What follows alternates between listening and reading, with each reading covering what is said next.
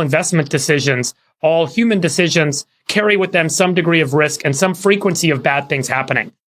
And at some point, we have to acknowledge that there are bad things that happen. The transportation of these very dangerous carcinogenic chemicals is a key part of what makes the economy work. It drives a lot of industry. It gives us all access to products and things that matter in our lives.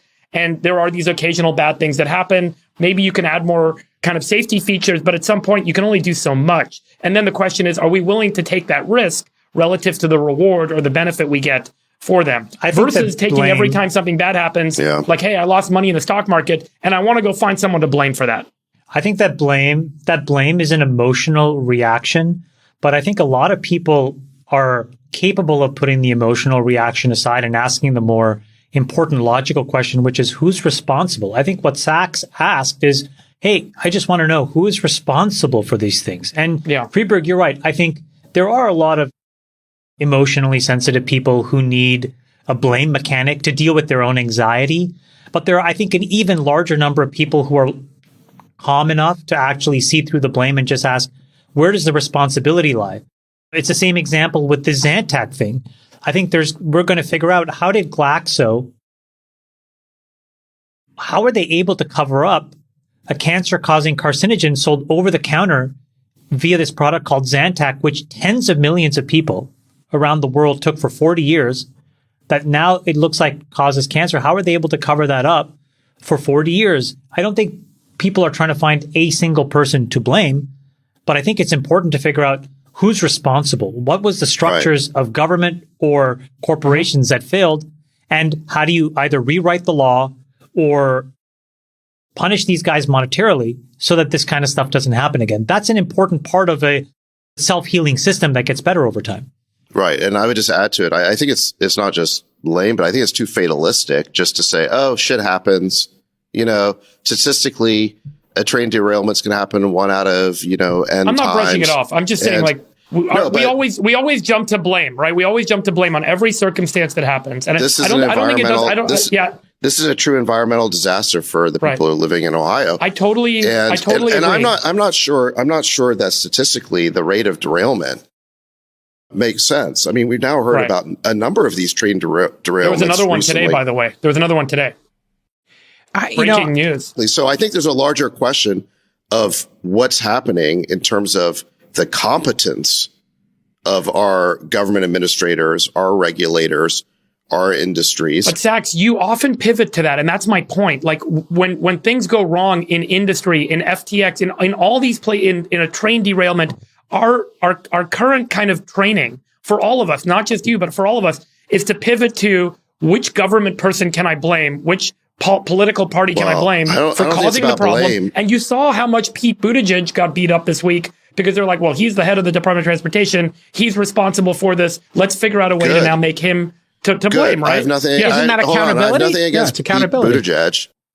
Yeah. It is accountability. Listen, powerful people need to be held accountable. That was the original mission of the media, but they don't do that anymore. They show no interest in stories where powerful people are doing wrong things if the media agrees with the agenda of those powerful people. We're seeing it here. We're seeing it with the Twitter files.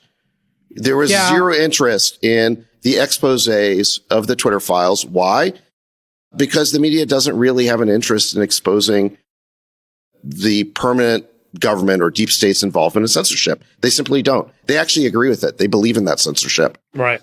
Yeah. The media has shown zero interest in getting to the bottom of what actions our State Department took, or generally speaking, our security state took, that might have led up to the Ukraine war. Zero interest in that.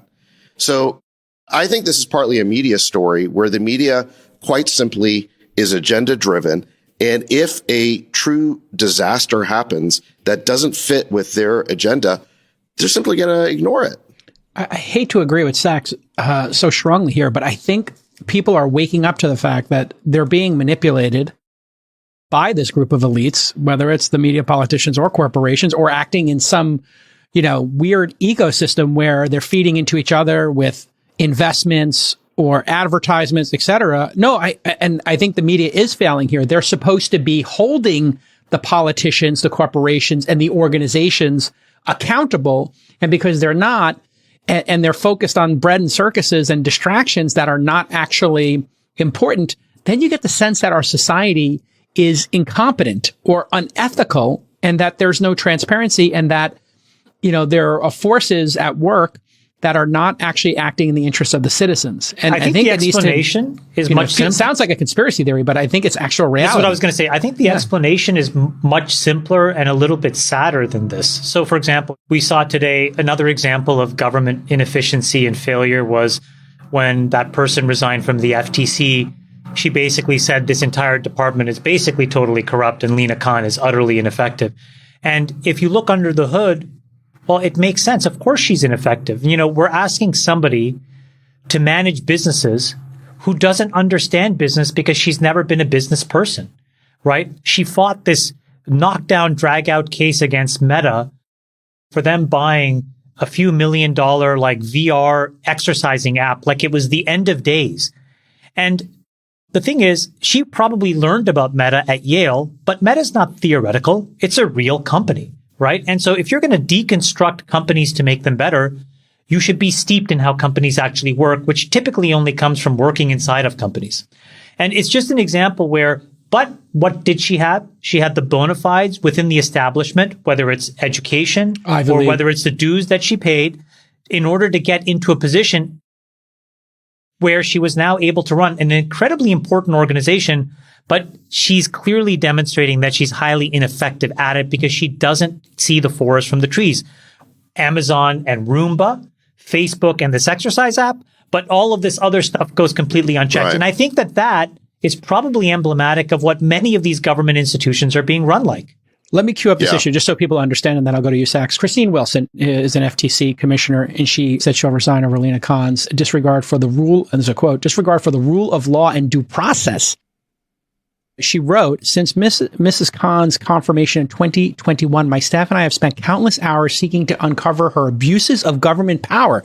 That task has become increasingly difficult as she has consolidated power within the office of the chairman, breaking decades of bipartisan precedent and undermining the commission structure that Congress wrote into law. I've sought to provide transparency and facilitate accountability through speeches and statements, but I face constraints on the information I can disclose, many legitimate, but some manufactured by Ms. Khan and the Democrats' majority to avoid embarrassment. Basically, brutal. Yeah. This is, she lit the building on fire. That's brutal. Yeah. Let me tell you the mistake that Lina Khan made. Go ahead, Sachs. Yeah. So here's the mistake that I think Lina Khan made. She diagnosed the problem of big tech to be bigness. I think both sides of the aisle now all agree that big tech is too powerful and